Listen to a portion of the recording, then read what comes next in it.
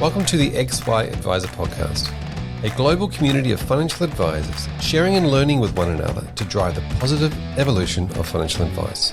To get involved, go to xyadvisor.com or simply download the XY Advisor app.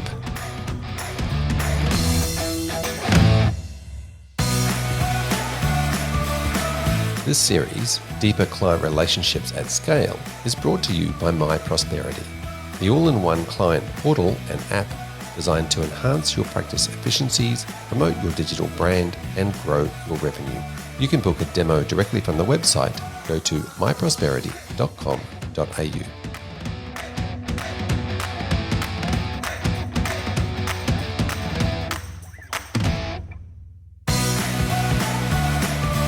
Welcome back to the XY Advisor Podcast, where we are recording a special episode or special series on the deeper client relationships at scale, and talking to all sorts of people around the industry, from planners to practice managers, about how they're really looking after the client experience and developing those deeper relationships with clients, and of course at scale, which is the hard part. So today, welcome Nicole. Hello, thank you. Now, thank you for coming. Now, Nicole, Stuart, you're from King Financial Group.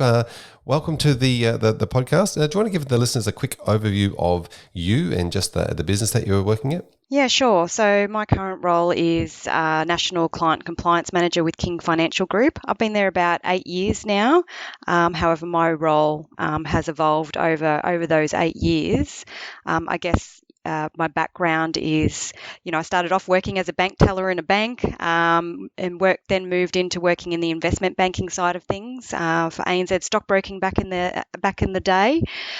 Then moved into paraplanning and did some advising for a little while before I had children. And then after I had children, I went back to paraplanning because it was sort of easier to do part-time. And that's where I landed in King Financial Group and have been there ever since. My role has evolved there from paraplanning through to compliance when we had our own AFSL. And then that's evolved as being part of that leadership team with King Financial Group and guiding the business through, various strategic initiatives, as well as the compliance and client experience systems and processes side of things as well. Fantastic. Those are all things we want to touch on today. So that's great. And excellent. So you went to King Financial Group. Now, tell us a little bit about King, because they've obviously got offices in 3 different main cities. Yes, so we have Melbourne, Sydney and Brisbane offices, and it was originally a business that was main office was in Melbourne, but over the years the owner Barry King purchased additional businesses in the Sydney office and the Brisbane office. They were existing businesses there, so they were sort of integrated into the whole King Financial Group spectrum.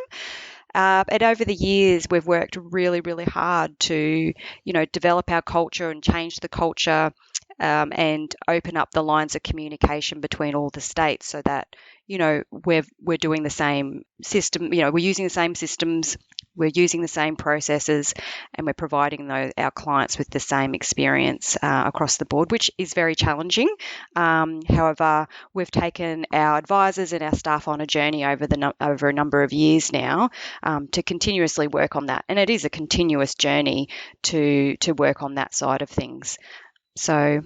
Yeah, it's not an easy thing if somebody's contemplating purchasing a business in a different state and opening a new office. It's a very difficult thing to try and then bring in systems and processes for people that aren't around, and then try and get that culture to be similar.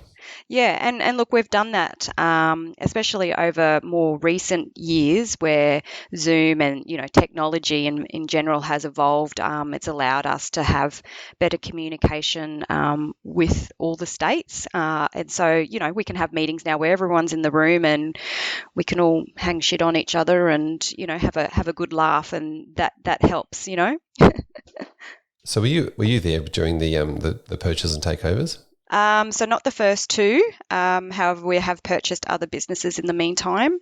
So we're constantly sort of looking for business opportunities to buy and grow the business. We've got one going through soon. And yes, I have been involved in transition of businesses Cool. into King's. Yeah. So I'd like to just dive into the integration part, because that's a part that can be very difficult in many ways. There's obviously 1,000 different moving parts with that, and I'm also thinking that sometimes you buy a business and there's really good systems and processes in there that you want to implement the other way as well. How do you go about looking through that and then working out what you're going to do?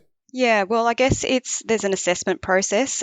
First of all, looking at what systems that they do have, what we already share as in business, as a business.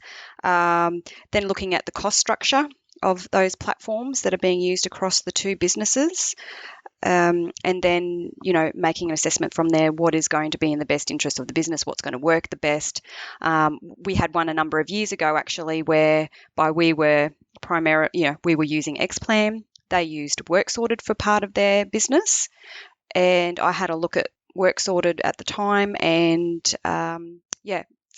did an assessment, and we actually moved across to WorkSorted as a business. So it totally changed the way that we did our business by taking on board what the other business utilised in their practice for day-to-day systems and processes, and implemented it in ours. And I guess part of that journey, when you're going through that process, is getting your team members on board with those changes. Because not everyone loves changes, and it means changing the way that you do things. And, we all get stuck in our ways of doing things.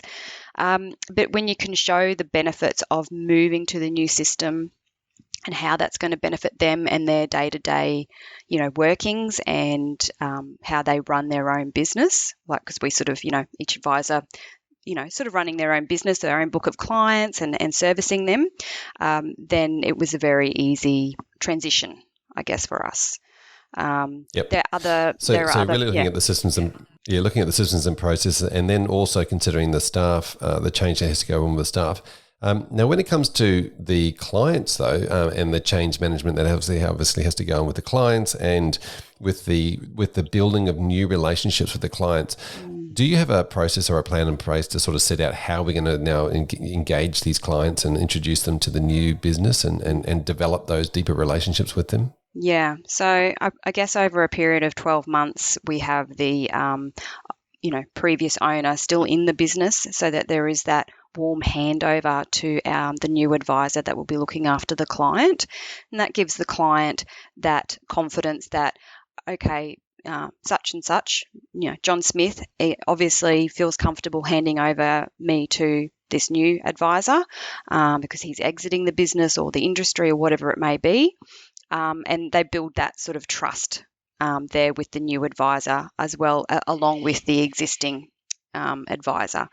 And then what we do is we really have a close relationship with those clients, especially over those first 12 months, keeping in regular contact with them, so that they know that we are there, and educating them along the way of the way that we do things, to make that transition as smooth as possible. Yeah, because I would imagine there's quite a bit of transition that has to go on the client's mind as well. There's the warm relationship handover where the existing advisor might say, "Well, look, I'm retiring, and this is the new people are going to look after you," and etc. That they've got a good story to talk to the client about. I guess some of the instances, I guess. Maybe you've really got to get on the front foot, don't you, and sort of get involved with those clients in a big way. Probably a lot easier to do for some of the larger clients when you can spend a lot more time. Is there anything that you can do for the smaller clients? Do you do anything, or clients when you're dealing with a lot of clients, sort of at scale or at mass, with just the regular communications, or getting them to know, like, and trust your new business? Yeah, so obviously that regular contact, we send out regular emails to those clients. We also have our newsletters that we sign clients up to if that is something that they're interested in, if they opt in for it. And in those newsletters, especially in that first 12 months, we do sort of like a around the grounds, introducing the staff members and a bit about them, getting that personal connection to the staff members. It's not a face, it's a person, and here's a bit about them. And I feel that that's a really important component of creating that, that deeper connection to the business.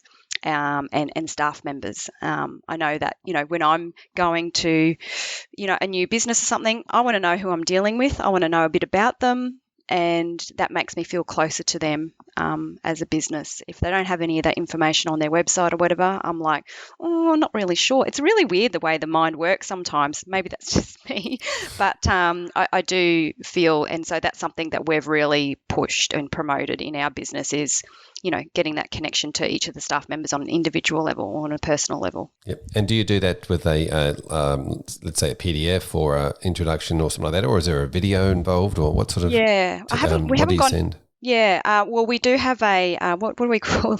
We call it in-house. We call it Who's Who in the Zoo, which we're the zoo, obviously, because there's the number of officers and people in the business, and we have just a one-sheet piece of paper that has a picture of all the staff members and their roles in each of the offices, so that they know that we're not just the one office, that we have all these other people that support us as well. So there's that side of it. And then there's the newsletter that we send out on a regular basis that has those touch points as well.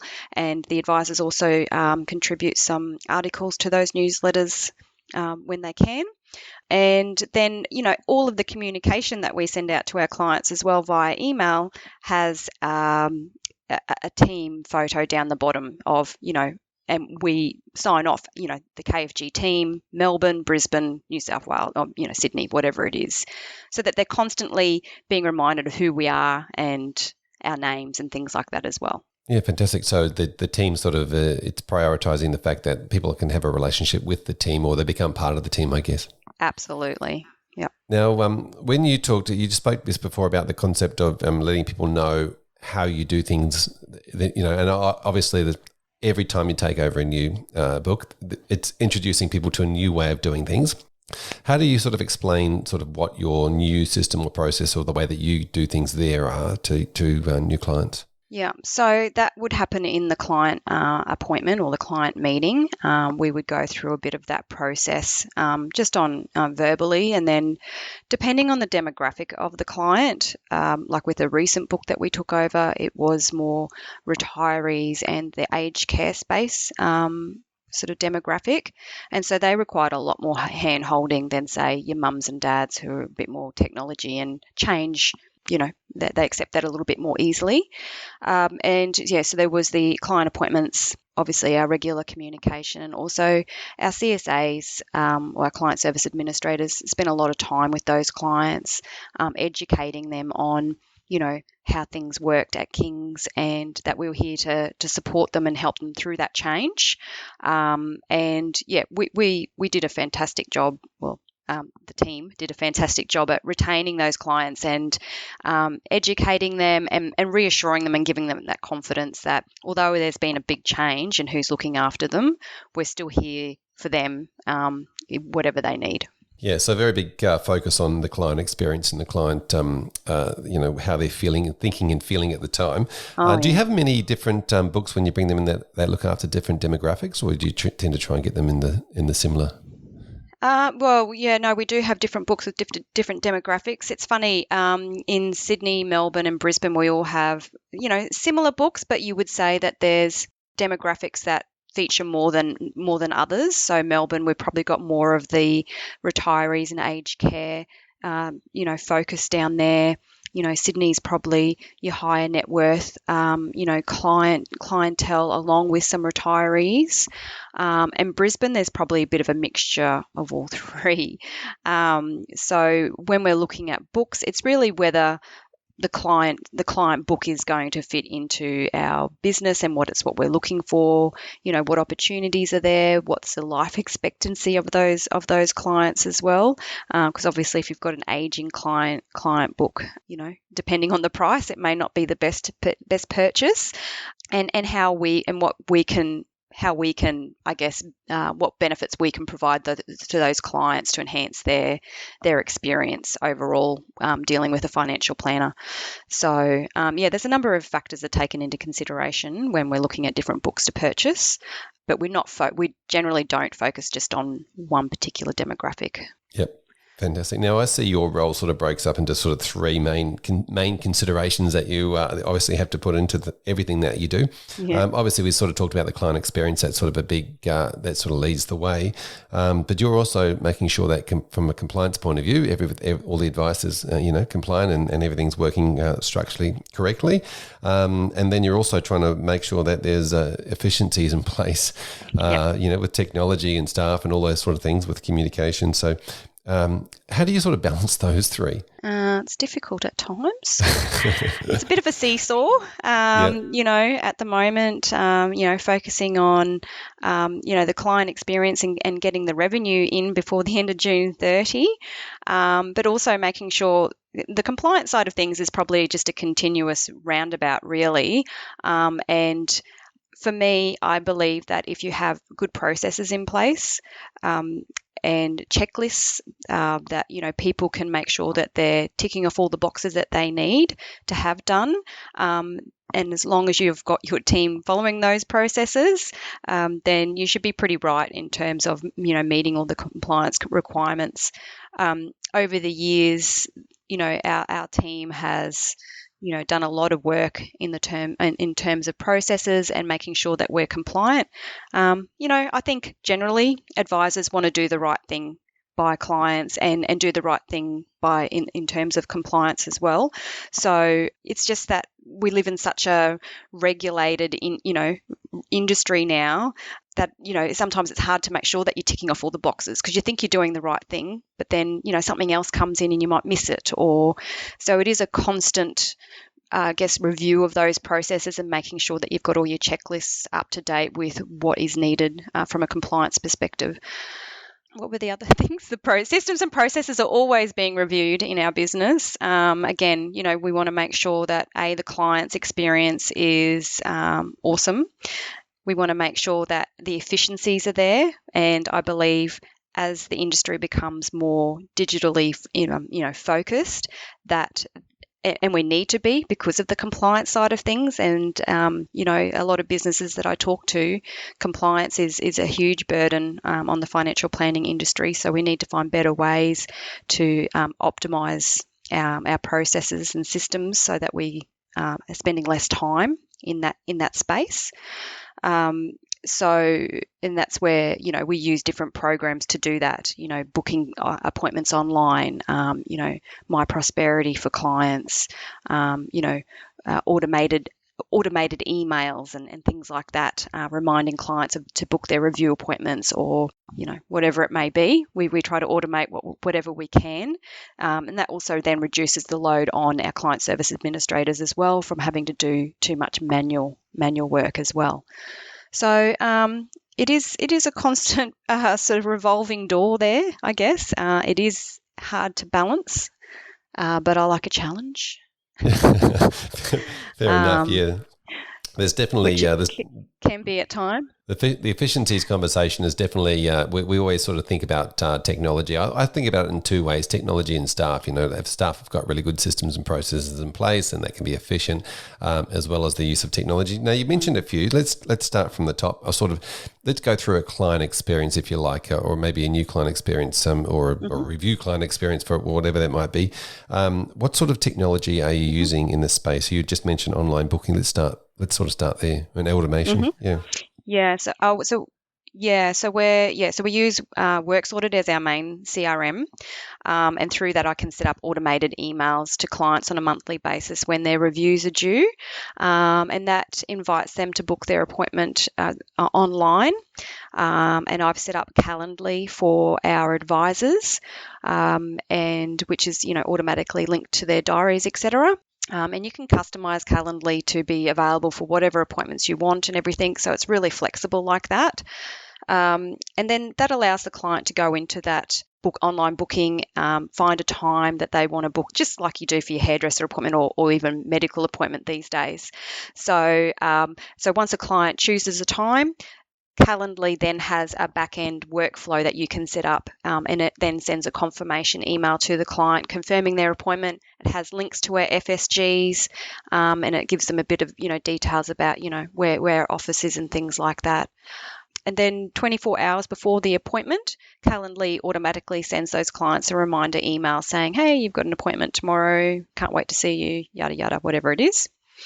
And then... So just on that, is that mostly for online appointments, or is that for a mix of they can choose an online or a in person? Yeah. Yep. They can choose telephone, in person, or a Zoom appointment. And just on that Calendly, which I'm sure a lot of online booking things do allow you to do, but we've linked our Zoom account to our Calendly account so that if a client chooses a Zoom appointment, automatically sends them the Zoom link.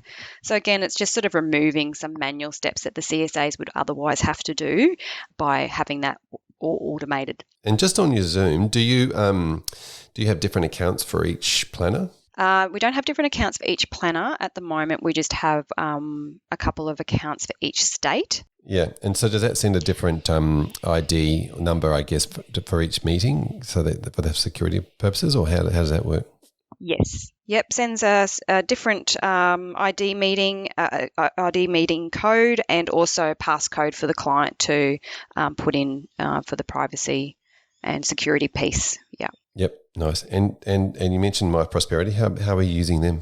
Yep. My Prosperity. So obviously, good old COVID, as painful as it is was and is still a little bit, it's really provided us with an opportunity to utilise My Prosperity, which we've had in our business for a number of years now, but haven't utilised to its full potential. But in terms of digital signing, it's amazing for that. And even so, you can task things to your clients, ask them to sign something, and we're all busy. We're busy people, and doing something on your phone these days almost seems it's so easy these days in comparison to what it used to be.